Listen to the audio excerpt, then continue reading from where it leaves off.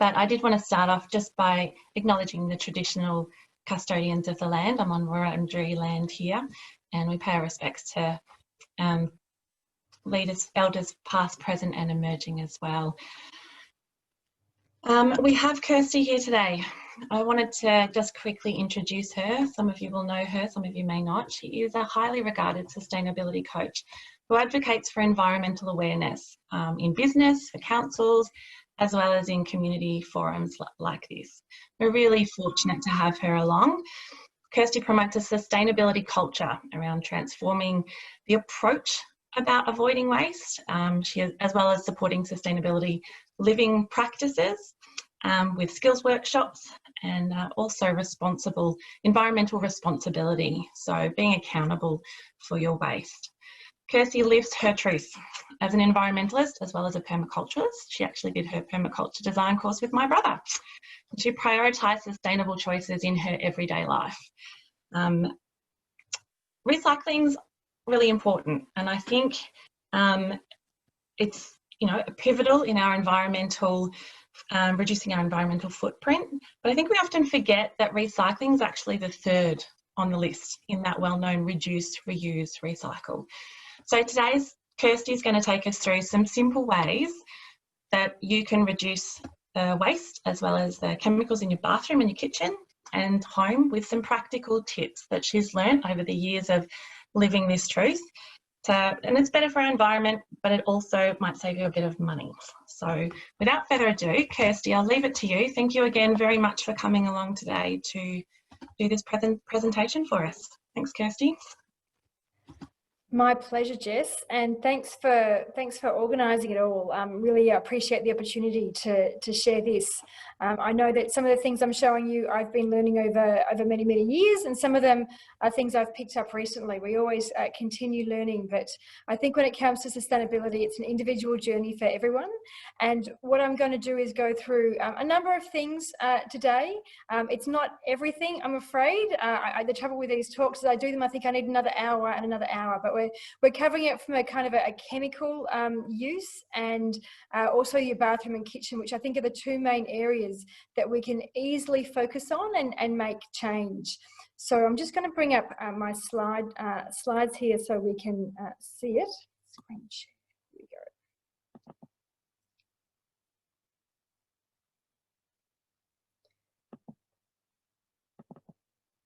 go. All right.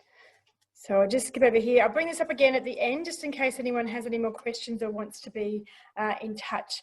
But I start by talking about what is sustainable. Now, sustainable is something, we're just going to touch on this because quite often people they have their own views and they started this sustainability journey. But I really like to point out that when we go down this path, sustainable to me means a number of different things, and it has the environmental aspect first and foremost, but it also takes for me into account other things like socially responsible, and it's got to be economically viable as well too. So sustainable can be quite broader than that one simple thing. And I know that sometimes, I've been in a position where I'm looking at things and I'm looking at something and it's really cheap, and something and it's more sustainable and it's got a different price point. Fortunately for me, I find it balances out and there are ways to do things. So what I'm going to be doing today is going down the path of showing you things that are economically viable. Most of what I'm going to show you doesn't have a cost, or if it does have a cost, it's going to give you a return by saving you money. And that's what I really like about this sustainability journey, is that it doesn't have to be expensive. In fact, it shouldn't be expensive. If you're doing expensive, I think that you're doing it wrong. So what is sustainable living? Sustainable living to me is choices that consider obviously the environment, which I mentioned, energy, water use, chemicals, transport, waste. There's a number of factors that come in. Sometimes when we look at them all together, they can be quite overwhelming because there are different things like how far has it travelled, where has it grown, who made it. So I'm not going to be digging into all of those today. It's mainly going to be the chemicals and the waste that we're looking at, because I think that they're things that we can very easily I don't want to use the word control, but I am. But we can control that in our home because we can choose what comes in and how we do it. Some of the other things we've got to dig deeper to find those, and I encourage you to do that. But today we're just focusing on two simple things that I think that you can take this thought process and apply straight away. So again, just to reiterate, to be sustainable, it's got to work, so you decide. So as I go through things, I hope some of the things I suggest to you, you might be aware of or doing. If you're not, fantastic, because there's lots of things you can start with. But if I suggest something to you and you think it's not going to work for your lifestyle, I'm very big at pointing out these are things that work for me. I've included some things that I don't necessarily do, but others might like to do, and just decide what works for you. Don't feel that this is a checklist that you've got to run through. It's a smorgasbord that you can choose from. Now, as we go through, this could get a little personal, and I put this in with a bit of humour because we're starting in the bathroom today. I'm not taking you to my bathroom, but I'm going to talk you through it. And I say personal because we're going to start with personal care. We're going to cover some cleaning things as well too, but I think we're going to start it like this. So when we go into the bathroom, and I'll be up front, this is a stock photo that I've grabbed. I wish I took photos when my bathroom kind of used to look, it wasn't exactly like this, it was never quite as white, but it was certainly full of different shampoos and body foams and washes and things. And my bathroom looks quite different these days because I just don't see the point in using all of these. And my journey kind of started where I wanted to reduce the packaging, and I looked at all the things I would buy. And, you know, I openly admit that once upon a time I had it, and I had half a container of this and half a container of that, and I would just buy things without thought. But that's really changed, and that practice alone has saved me a lot of money. So I'm going to start by going through a few things that I've sort of switched out. And one of them was this mousse. I've got the can here. This is the last can I had. In fact, this one I got, ironically, I had a friend who would get things from supermarkets with charities, and sometimes they couldn't, they just had too much stuff to deal with. The lid was cracked on this, so the supermarket wouldn't sell it anymore. So I got to use it. And, you know, it did its job, but I was looking at the ingredients of this, and the ingredients on here I've just actually got off here. And I'm choosing this brand just because I had it. It's nothing against the brand. I just happen to have it here. And I'm not going to go into the chemicals in depth, but a lot. Now, the first ingredient they have is aqua. And some people know this and some people don't, but aqua is just another fancy name for water. And in something like this, I see it as being a huge problem. Now, why is water a huge problem as an ingredient? Because water is pretty good for us, right? Yes, right. Something like this, when it's full of water, and I say this because a lot of things are full of water, whether it be a shampoo, whether it be a hand soap, anything that's liquid is water. And just touching on this briefly, when it travels environmentally, that actually adds an impact, because you'll find that the active ingredients in this probably fit in the palm of my hand. It's probably a quarter of a cup or less, yet a whole big thing like this has packaged and brought water to me. And that's why I don't like things like this. Then they have ingredients for detangling and defrizzing your hair, which is great. These ones blew me away when I saw it, because if you know butane, propane, isobutane, that's why they say that these are flammable and you can't have a match, because they're aerosol propellants. And they're not really things that you'd want to have in your hair when you start thinking about them as ingredients.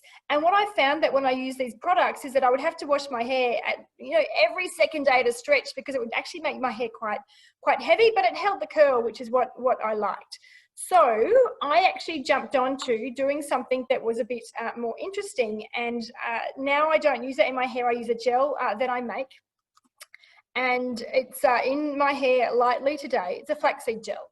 So the flaxseed gel I really like to talk about because it's one of the simplest switches that anyone can make. And when it comes to switching, I found that this is just something that works actually better for me. And again, this is something you've got to try out. So quite simply, to make this, you just need a quarter of a cup of flaxseed, which you can buy from any supermarket or store. I tend to go to the full pantry if you're local to Croydon. I can just pop it in a jar with 2 cups of water and a bit of water, rosemary. You don't always have to use rosemary. I just like the smell that it gives, so you can do it without it there. And I create this gel. The gel is just very, very simple, through a sieve, and you can just pop it in your hair, scrunch it up, and good to go.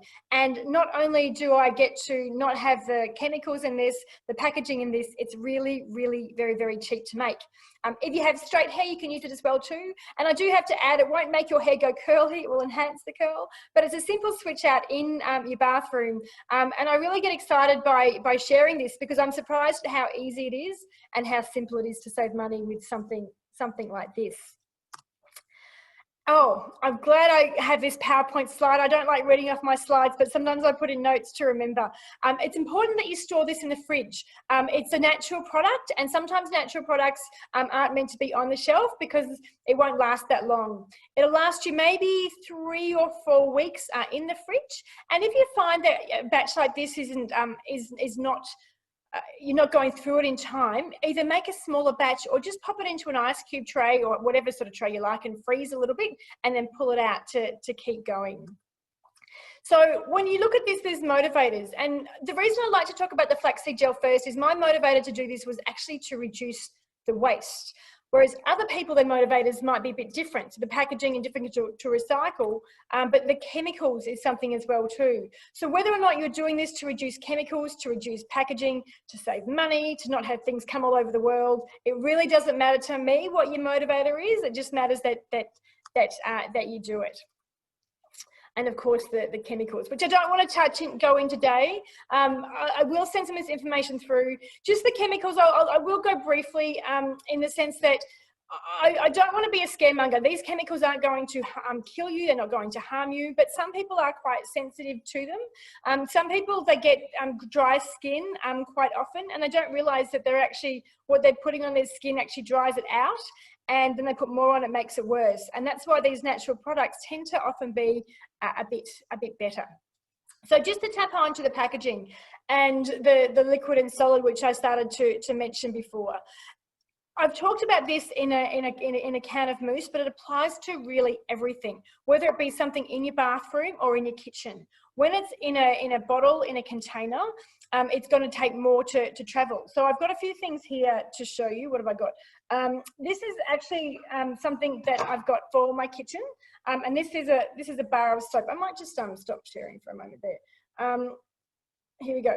It looks like any old bar of soap, but this soap is actually specially formulated for your kitchen. So you can get them from different stores to do that. And I just will use this in place of dishwashing detergent with something like that.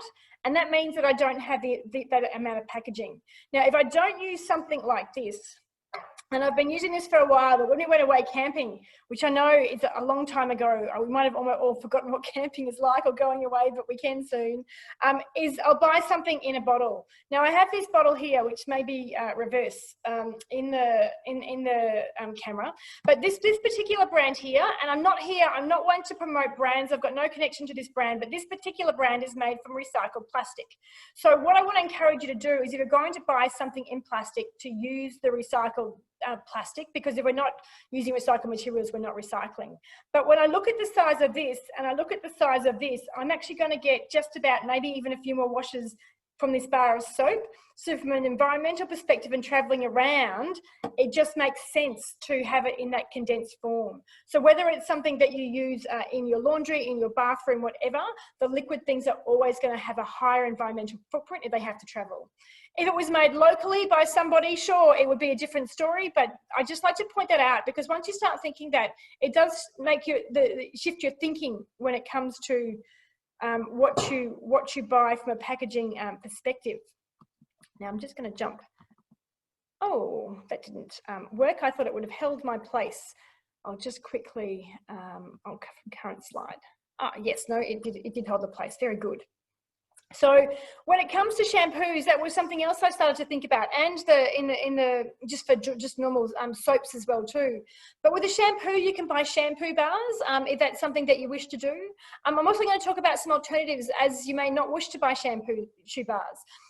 With the shampoo bars, I just want to be really careful in saying this because it's come back to me. Some people say that they're expensive. And to just look around and find where you buy them. Sometimes they can be expensive, but sometimes shampoos can be expensive too. But I've never had a shampoo bar that hasn't outlasted a shampoo bottle. So that's something to consider. But these things are even cheaper than shampoo bars that I'm going to talk through now. The first thing is a dry shampoo. Now, dry shampoo is something that I wish I knew about when I was a bit younger, actually, but I got onto as an adult, and speaking to some people, it's a thing and they just know what it is. You can buy it in a can, you can spray it on your hair. I've never used the stuff. But what I learned was I could use corn flour, just the corn flour that you have in the cupboard in your kitchen, nothing special, just corn flour, and use the tiniest amount. And by tiniest amount, I'm talking a sprinkle, and just pop it through my hair. And that would actually absorb the oils. Now, if you have dry hair, you may never need to use this, but if you have oily hair like me, then just using something like the dry shampoo will actually extend the amount of time in between washes. And this was the first switch out I made in my bathroom because it just seemed really simple, and I kind of thought it's probably not going to work, but it did. There are recipes on the internet that say you can put like cocoa in to darken it for darker hair, and give it a go if you like. I never have. I probably should, but I like to point it out just because I know that some people swear by it. But I find the corn flour works for me. And just do use it sparingly. And what I tend to do is I might do it and then do a few things and come back. If it looks a little bit grey, don't stress. It'll actually just give it 5 or 10 minutes and it will absorb in. Now that's in between washes, and for me that actually meant that I was probably using maybe a half to a third less shampoo by doing that. And I found it really useful with kids because I was flat out, feeding myself, let alone showering sometimes when my kids are very young. Fortunately, they're older and it's a little bit better now.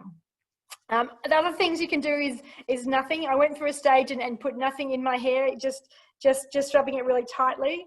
Now nothing didn't work for me, but I do have some friends that they use nothing in their hair and they just wash it quite regularly, and it works okay. I think it's going to work better with dry hair, but I just pointed out because it does work for some. Smorgasbord, remember. But what I do like to use in my hair, I do mix it up a bit. I use a little bit of bicarb or baking soda, just a small amount. Now, there are two ways you can do it, well, at least two ways that I know of. One is to make it into a little paste and just rub it through your hair like you would a shampoo, or you can pop it in dry and then just jump into the shower that way. I tend to prefer doing it dry, but just try it around. The other things, again, from your cupboard is chickpea flour, also known by besan or gram flour, or you can use rye flour in the same way. Don't quite know the science how it works, but I find that it really does get my hair nice and clean. And, something I point out for me, when I started doing these types of things, I actually did them to try them out. And then I went back to finishing off the shampoos that I had. And I point this out because to me it made sense at the time. I want to try it out before I give up my shampoos. I wish I'd done it a bit differently now, because after using these in my hair for a few weeks, or maybe it might have been a month or more, and when I went back to using the other shampoos, the other shampoo actually made my hair feel a bit greasy. My kids were saying, "Mum, what you're doing isn't working and we don't want to try this weird stuff you're trying," because my kids are teenagers, so they say stuff like that. But the irony was I was using shampoo at the time. So I encourage you, if you're brave, to finish the shampoos that you have before you start doing this, and then never look back. But, that's up to you. That's just my advice from one to another. Now, after shampoo, of course, you move into conditioner. Again, the conditioners that we use, I find the conditioners are there to balance the shampoos. The shampoo strips your hair, the conditioner replenishes your hair. And when you start using more natural things, the conditioner isn't always as necessary unless you need to detangle. But you might use something a little bit different. So one of the things I'll put through my hair is a herbal tea rinse. Now that kind of came because I thought, I'd been doing a bit of reading and thought, what could I do? And I do drink a lot of herbal tea, and half the time it just goes cold before I drink it. So I thought I'd try that because it makes my hair smell nice, and I still continue to do something similar these days. But I'll also mix that in with a vinegar, which is great after the bicarb because that just gives it an extra clean. And you can use the type of vinegar that you like. I tend to use either a white vinegar or an apple vinegar. The apple vinegar could be an apple cider vinegar, or you can make an apple vinegar from scraps. I won't be talking to the apple scrap vinegar, but that's on my website. If you'd like more information, we can send that through later on. But that's just a lovely rinse there. You can also use a squeeze of lemon through your hair, which is great if you've got like a lemon tree with too many lemons. And what I'll sometimes do is with a vinegar or lemon is I might put some rosemary or some herbs in there just to give it even mint, just to give it a little bit of a scent if you like it scented. Or you can put in a little bit of essential oils and just mix it in. It's really up to you. And that's only for fragrance. It doesn't really do anything, but it's there. And anyone who makes cheese, and I make a ricotta cheese from leftover milk. or if you have too much milk, and that whey, I find you get more whey than you do ricotta when you do it. It's just something that you can put in. It actually adds a lovely, lovely shine. A bit extreme for some, but if you've got it there, it's there. And when you think about it, sometimes you buy these shampoos and conditioners and they're like a milk base or a goat's milk base, because the protein is actually really good for nourishing our hair. So there's a few tips for your bathroom there. Now, we couldn't talk about personal care without getting into makeup. Now, I don't wear a huge amount of makeup. You can probably tell by looking at me now. But I found that with the makeup, one of the biggest things I really got frustrated with is the packaging. And there are some recycling programs where you can do that, but it's really hard to recycle these types of plastics, and they never go back into makeup containers. They go into something else. So look for certain brands. This brand, I think, was I shouldn't know. I think it was Blue Ocean, or there's Dirty Hippie. There's quite a few different brands. If you look around for them, they're popping up everywhere these days. So look at the packaging. Often they'll come in, that's a cardboard container, or you can have them in the metal containers as well too. That's if you wear makeup there. But I do like to talk about these things, because even if you're using up the makeup that you've got, the makeup remover is something you can do really quite easily. And it also doubles up as a moisturizer. A lot of people are surprised to learn about oils. I know I was. I have very oily skin. In fact, I don't have a skin as oily as it used to be. I used to have very oily skin. I have slightly oily skin now. The best makeup remover I've found, and moisturizer I've found, is oil from my kitchen. It could be an olive oil or a rice bran oil. You could buy in a macadamia or almond oil, which I don't typically have in my kitchen. But I found that the craziest as this sounds, the best way to combat oil is by using oil. Because again, when you use things to sort of strip your face of oils, like all these bought products with the stuff in, your body goes into overdrive to reproduce them. And I was really surprised at how using an oil to cleanse my skin moisturized it and actually decreased the oiliness. Be brave and try it if you have oily skin, or even if you don't. But I'm pointing this out because I saw in just one of the Facebook groups just the other day, someone saying, I really want to have, a moisturizer replacement that isn't oil. But to me, that's the best replacement there is. But I couldn't talk about makeup without talking about remover pads. Remover pads are something that are a huge waste for the environment, and they're really easy. You can either make them or buy them, or just use something that you can wash. You don't even need to have something special. You can just use face washes that you happen to have. But I just know there used to be a huge amount of waste. Well, there still is a huge amount of waste, but I used to waste a huge amount just by throwing these types of things up. So, a bit of food for thought there. And because we're getting personal, I'm just going to touch on this for women. If there are any fellas here, just bear with us, but I'm sure you know are women as well too. This is something that there is a slight cost with, but to me it's, well, you could call it an investment. It really does save a lot of money. One of the things I found that when I was trying to reduce waste was just the sanitary items that I used. What people don't realise is the amount of plastic that comes in them. So tampons actually have, apart from the wrappers that they come in, they have a plastic veil around them, so they don't compost effectively, and there's a bit of concern about that. And sanitary pads can be made of up to 90% plastic, which is a huge amount of plastic in the environment. Like even the absorbency stuff can often be filled with plastic. Some of them aren't as bad, but the typical store-bought ones are, supermarket brands are, unless they state otherwise. And there are a big concerns about that plastic, or those types of plastic, being so close to us for so long. So the menstrual cups are something that you can actually use in place of this. And I'm really upfront with this. It's a personal topic, but I think it's an important one. When I started looking at this, I'd reduced a lot of waste in my life. It certainly wasn't the first switch that I made. And I did find it a little bit cringy. And I decided that this wasn't what I was going to do. But something, I don't know, maybe speaking to people who use them, I thought, no, I'm going to give this a go. And now I wish I'd learned about this when I was a teen, because these will save you money. They hold more liquids, so they'll reduce waste. And it's just convenient because you can never, ever run out. So I must admit, during the pandemic, when I saw people popping it online going, oh my gosh, they're running out of sanitary, what am I going to do? I just kind of thought, well, you need to use reusables because you can't run out. So give it some thought.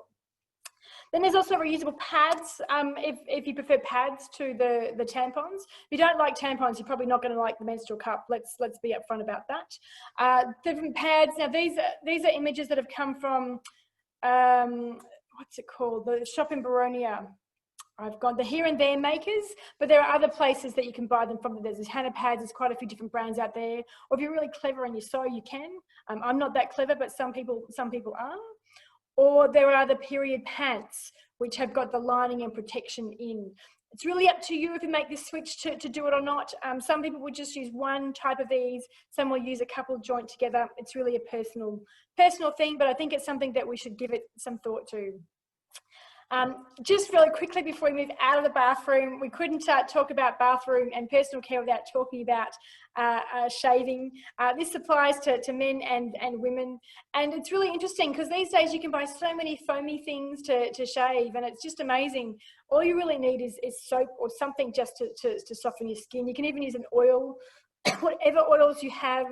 Aloe vera, just it's amazing what you can get from your kitchen and use, which is cheaper, saves you money, and is better for the environment. And something that I didn't mention before, I'm pretty sure it slipped my mind, is that while I talk about these things from using on your body, the other thing that we don't always think about and we need to consider is what happens when we flush these things down the sink, whether it be like a shampoo or, you know, a soap that you've used. If all these chemicals are on them, then when we flush them down the sink, they go into the environment. And it's an impact that's not really talked about, but it's something that really needs to be considered.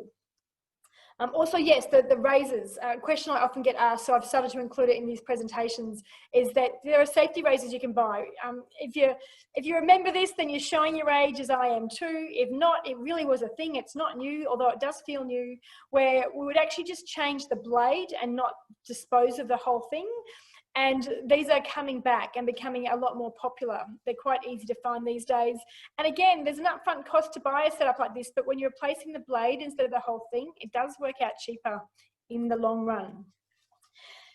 Coming into summer and talking about personal chemicals, we couldn't have this presentation without talking about sunscreen.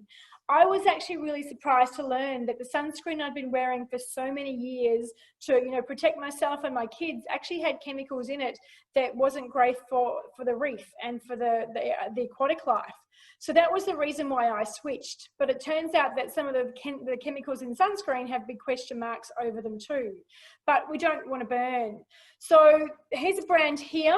There are more brands than this, but this is a brand that I'm familiar with and becoming more common. And just look for a brand that doesn't that says it's reef safe and it has that zinc based, because otherwise you could be harming the reef when you swim in it.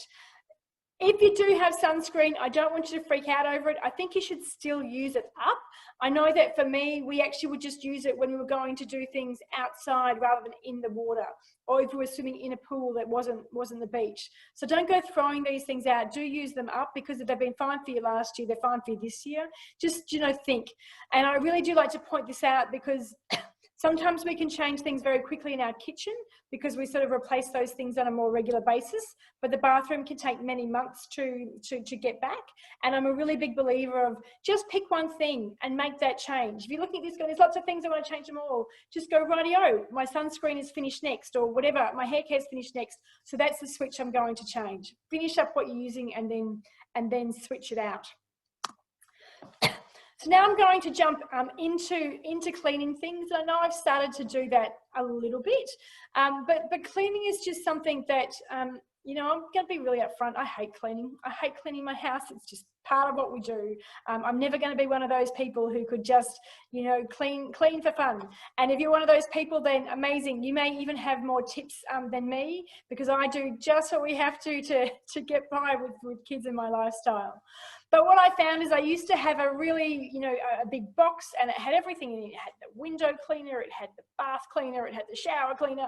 And what I realized was that a lot of these cleaners, they were the same. They were just the same thing in a different type of packaging and very, very clever marketing. And I really was a bit like surprised at this, but the bicarbonate vinegar Really works a treat.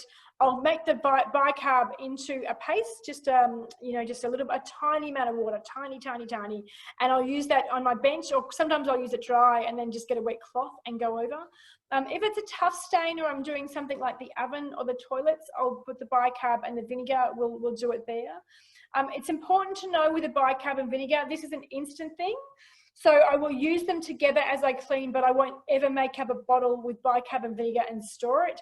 I really like to point that out, because sometimes I have seen recipes on the internet that tell you how to make this concoction. The bicarb and vinegar cause a reaction. That's what makes it to clean. And when you leave it in the bottle, it just sort of separates and just becomes kind of a water and salty mess. But they are very effective at cleaning.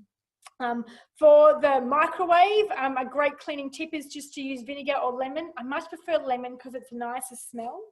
But all you need to do, instead of using anything to do it, especially if you left it go too long, which can sometimes happen with kids and when you don't use it a lot like me, is get a lemon and just cut it into quarters, pop it into a bowl, put it in the microwave for a couple of minutes, and then just leave it sit for about 10 or 15 minutes, and then wipe it off. And it's just so easy to wipe off. If you don't have vinegar, you can use the vinegar, maybe with a bit of water, because it can put a strong smell through your house. I've done it before and I don't like it. Much prefer the lemon, but it's just much easier than scrubbing that microwave, because if you ever scrubbed a microwave with spaghetti sauce left over there, you know, overnight, it's not fun.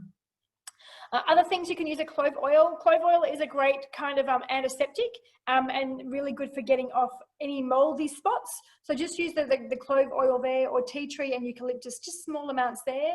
You can pop them into a vinegar solution and spray them around as a bench cleaner, things like that. But something that often gets overlooked is just the simplicity of hot water. Just hot water. Just when you're wiping your bench, you don't need a bench spray for everything. It just comes up clean just by using what you're using in the kitchen to do your cleaning with. So there's so many ways to reduce what we can do with our waste there. And the other thing, there we go, I'm glad I put this in too, is a great way to use up your citrus peels, especially orange, but you can do it with lemon or even mandarin too. If you've got the citrus peels, pop them into a vinegar, and that'll actually give it a lovely fragrance. And the orange has a little bit of cleaning properties as well too, which is really great to have. I do like things with nice smells when I'm cleaning. I just can't stand that chemical smell, and vinegar on its own is a bit strong for me. Some people like vinegar, so by all means, if you're fine with that, that's great, but I find it better to have something in it. So I'm going to stop here and open up to questions now. What have we got coming through, Jess? Sorry, I forgot I was on mute there for a second. Would you mind going over the recipe for the hair gel, the flaxseed hair gel? Yeah. Again? Yep. I can bring it up. It's a quarter of a cup of flaxseed, about 2 to 2.5 cups of water, and that's it. Pop it into a saucepan, just a small saucepan, and just bring it to, don't boil it because it can boil over as things happen to, just a light simmer. And I simmer it for about 5 minutes, but if it's 10 minutes, it's going to be okay. You might find after you've done it that you can, if you like it a bit thicker, then do that. Strain it through whatever sieve you have.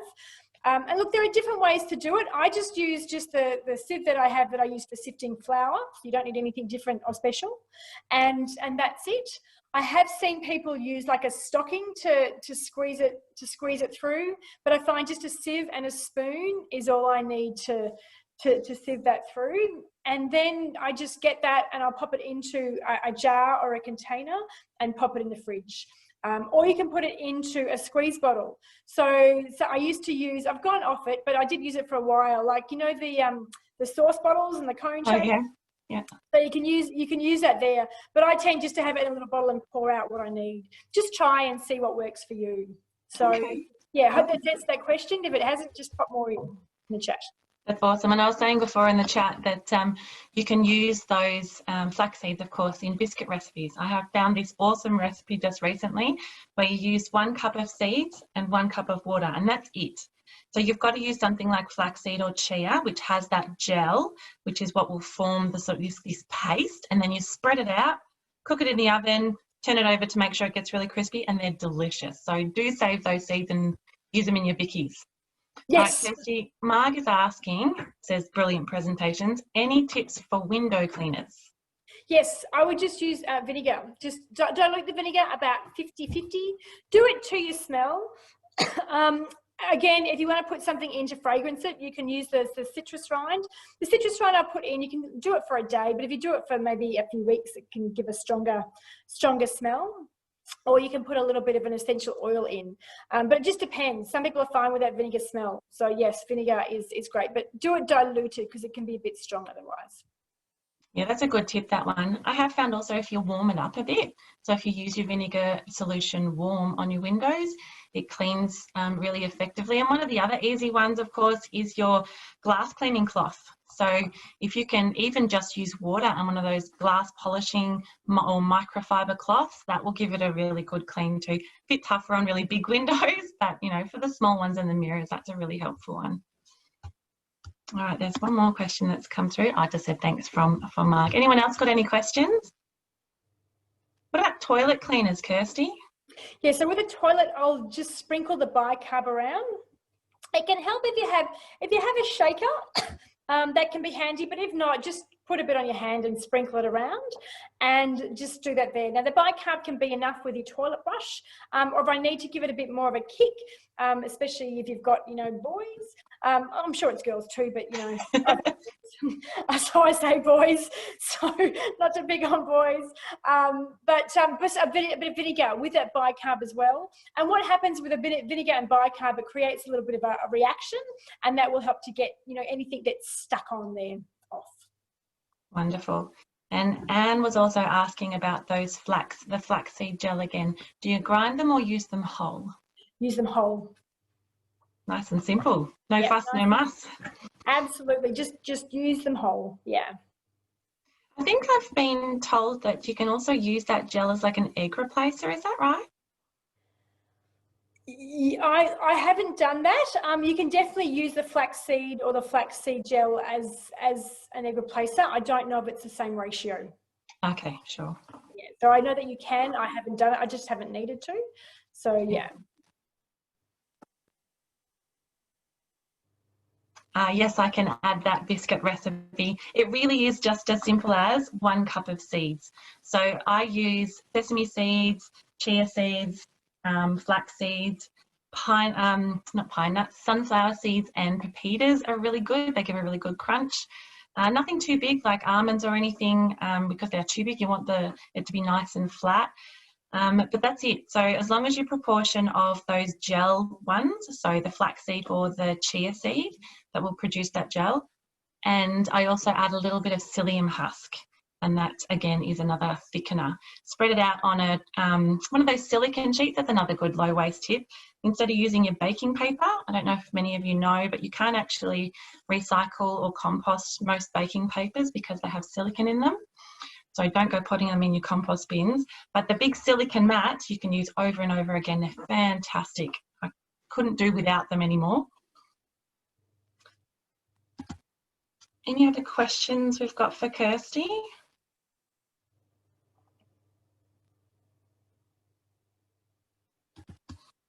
No?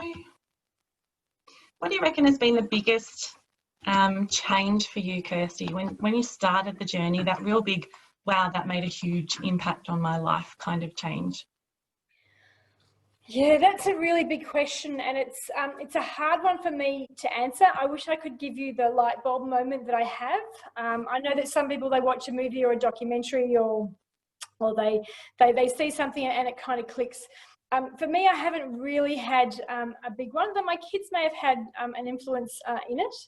I think for me, and this is really why I like working with kids, like when I was at school, that's when the seeds were planted.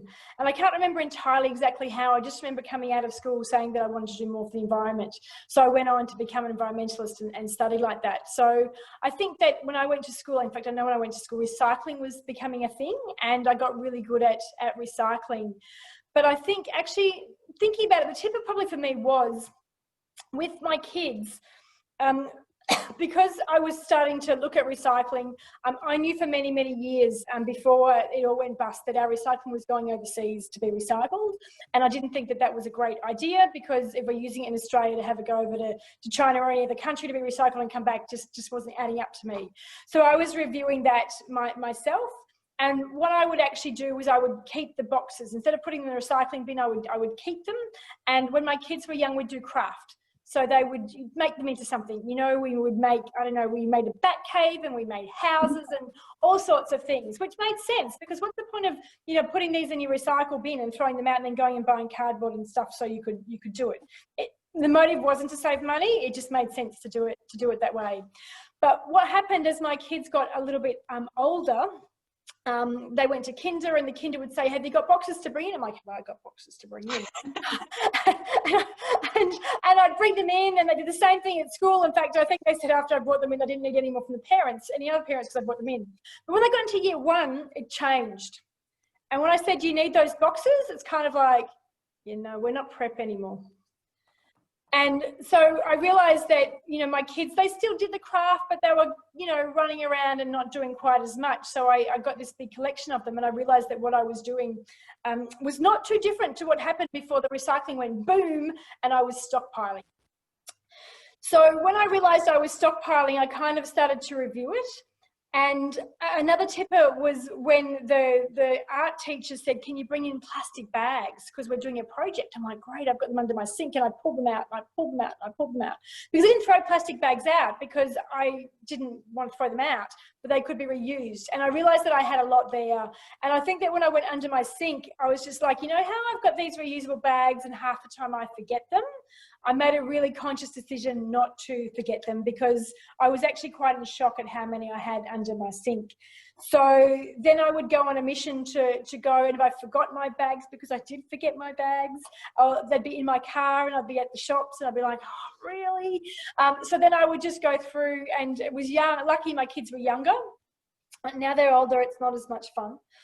But we would actually find someone and we would pinch a box, so that way we wouldn't need to do it.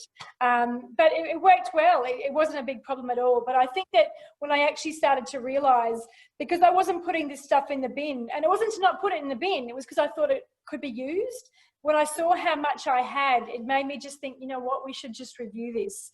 So another talk I do, which I hope we'll do another time, Jess, is where I go around and sort of teach you ways that you can reduce the plastic in your home, particularly your kitchen, but in your home there. And just, you know, baking paper is one of those things. You can use a silicone mat, or sometimes if you're just cooking cookies, you don't even need it. And just things like that. So that was probably the tipper. That moment, yeah. I think one of the things you said earlier is worth repeating about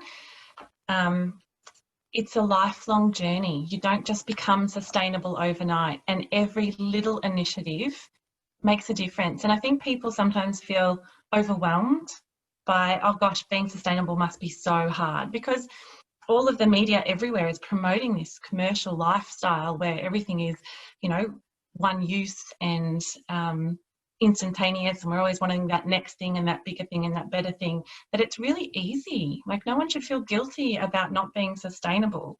But when you start realising what you're buying into, it can be, you know, that dawning moment of, oh my gosh, I have 1,400 plastic bags in my cupboard. And it can be very transforming when you start just recognising what you're bringing into your home. This is my son Lewis, who wanted to come and say hello. Hello. I think it's that realisation, that acknowledgement, and that taking responsibility for your waste. Don't guilt yourself into it. There's no point beating yourself up about it. But if you can take those little steps, like you said, when you finish off your bottle of shampoo, stop for a minute, have that mindful moment and go, okay, what else could I use instead of just putting that one in landfill? One of the things we did at home was just to stop calling it throwing it away. So we say, you know, we've got 3 recycle bins, one for plastic recycling, one for our cardboard recycling, and one for our landfill. But we don't call it the rubbish bin. We call it going to landfill, because it just helps us remember that that's going somewhere. It's not going away, you know? Yeah, that's right. And there is a big thing with landfill that we pop it into landfill, and it's I hate the term landfill because it's like the land needs to be filled. The land doesn't need to be filled, and sometimes look, when they use a quarry site, that's kind of the premise behind it.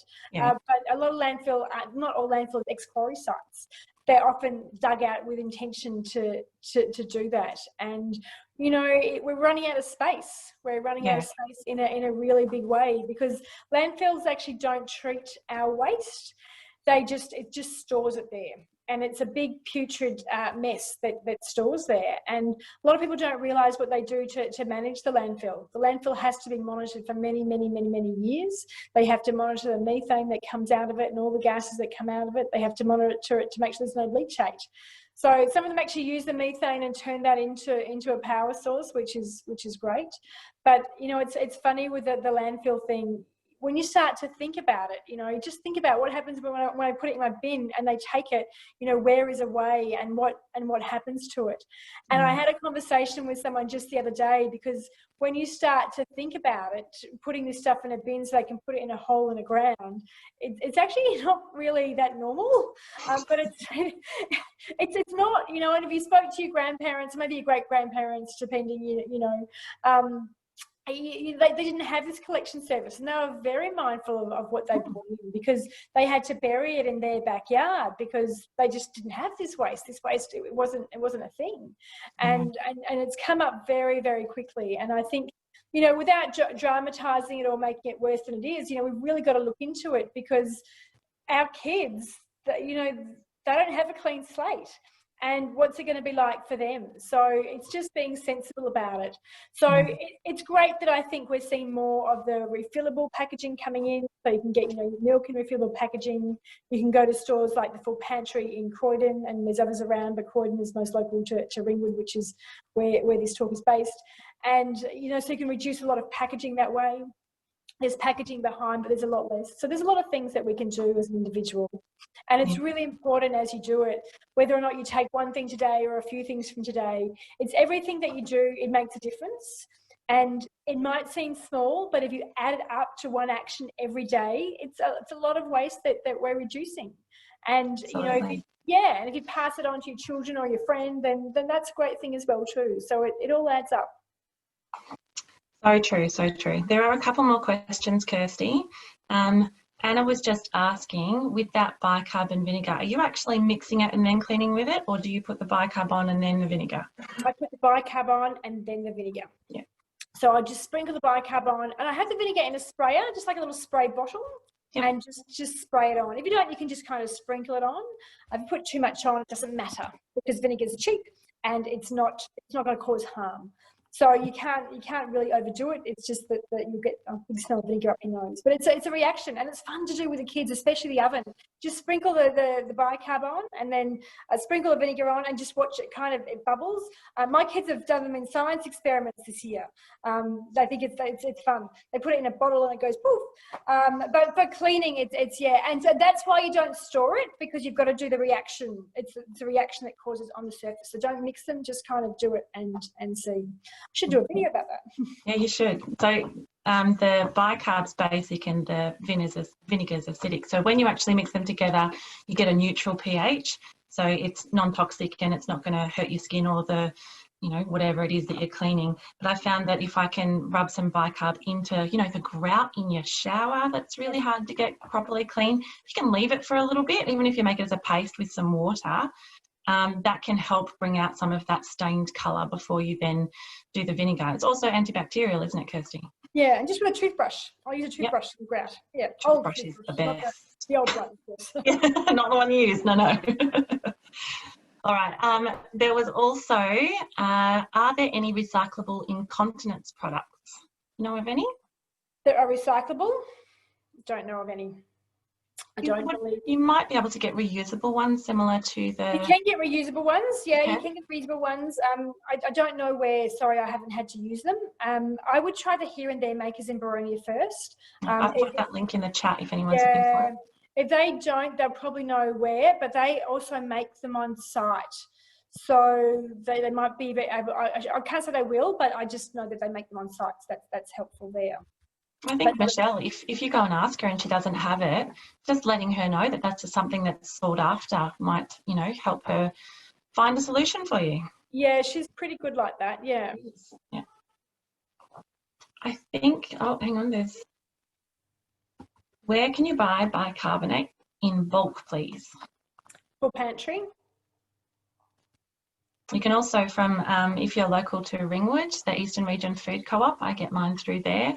So they do lots of dry goods. I get, you know, kilos of bicarb at a time. I also use it in my washing machine for my clothes. Yeah, really cheap, really great source, but full pantry. And I think also here and there makers might do it as well. I know they do vinegar. Yes, they do. Yes, they do. We've got Igo as well. There you go, Anna. And I think that is all the questions, Kirsty. Any last questions coming in from anybody? No. What I'll do is I'm just going to see if I can unmute you all. And if you'd like to make any comments or share any stories of your sustainability journeys, you're welcome to say a quick hello or add anything. I'd just love to say a huge thank you, Kirsty, to both of you, Kirsty and Jess. That was really, really informative and incredibly practical. I've got loads of ideas now, and I have literally just finished my shampoo and conditioner, so I am onto it. Great timing, Mark. Very good timing. You just can't script that. So well done. Yeah. Mike, was it you who was asking about the spiders and the orange? I was just saying, I am so sick and tired of the war on insects, and it's all about killing. And so Jess, you put in there about the orange peel in vinegar will keep spiders away. Yeah. And I'm just wondering if there's any other little tricks about keeping insects outside without killing them. Yeah, that one's to keep them out of the house, but it won't kill them. So you don't have to worry about the insects. I was going to say one, but it might kill them. Ants. It'll be gentle. With ants, you can use a bicarb. You use bicarb, mix it with a bit of icing sugar, and that will attract them to them. I haven't seen what happens. My understanding is they eat it and they go away and become very unwell. It may very well kill them, but it's a natural way of doing it. That's okay. I'm not out to kill them, but Mark, we've got another some workshop. People are. So other people listening, they are, but I know what you're saying.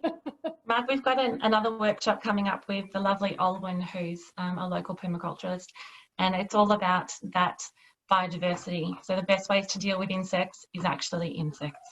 So learning how to introduce those predators that you want organically and naturally is always the best way to keep those insects in check. Yeah, fantastic. Thank you. You're welcome.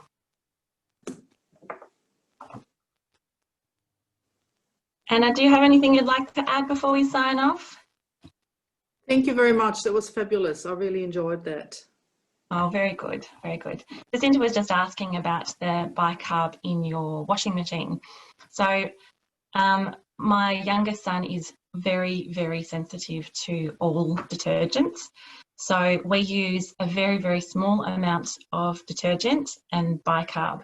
So you can use it like if you half your detergent and use the other half of bicarb, but I sometimes just will use bicarb as a washing agent, and then I will use vinegar as a rinsing agent. And it also can work as a, what do you call it, a softener as well.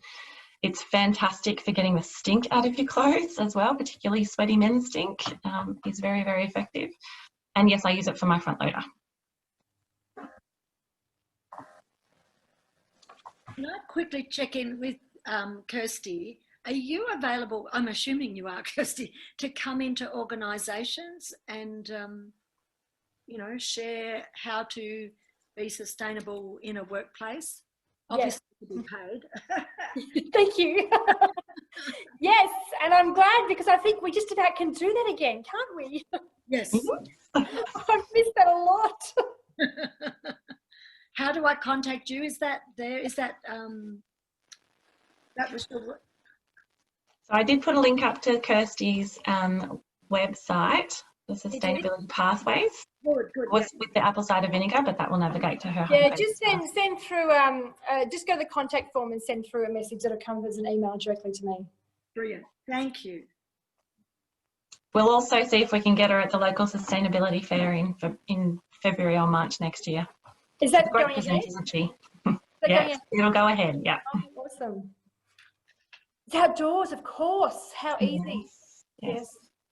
So we've run it a few years now. For anyone who's local, we'd love to have you along. We invite people like Here and There Makers, as well as lots of other local sources of sustainability information, community groups, as well as people who are producing products, services. And we have some great speakers, as well as some music, some local food bands. Mullamallam Indigenous Gathering Place do an awesome food van that comes along. And we sell plants. So it's a really good opportunity to get all of that information on the local scene in sustainability. So do come along, it's a good fun day. And it'll be the first real event back. I know, I'm so excited. I know, I don't know how many we'll be able to have, but hopefully you can have the numbers that you need by then. I think they'll be making more announcements after school holidays. There will be more to come, I'm sure. And we'll, of course, do all of it COVID safe and everything. With hand sanitizers and things. Did you ever make your own hand sanitizer during all this, Kirsty? Nope. I hear it is a thing that can be done, but I'll tell you what, I didn't. I'm a big hand washer, and because I worked from home and because I wasn't doing things, I waited up and I didn't strongly use it, which might be met with mixed views. But because of just what we did, I didn't, and yeah. washing your hands is very, very effective. 30 seconds. I think it's more effective than hand sanitizers, to be really honest with you. I think the hand sanitizer was probably more appropriate if you couldn't wash your hands. Yeah. All right, lovely Kirsty. I think we are probably all done for the day. Thank you very much, everyone, for coming. And we'll email you the recording as well. And feel free to pass it on to anyone who might be interested. Yep, and Thanks we'll include the links and things to websites and to some of the things that we spoke about today as well. Yeah, absolutely. All right, thank you very much, everyone. Have a lovely afternoon and enjoy the rest of your weekend. Wonderful.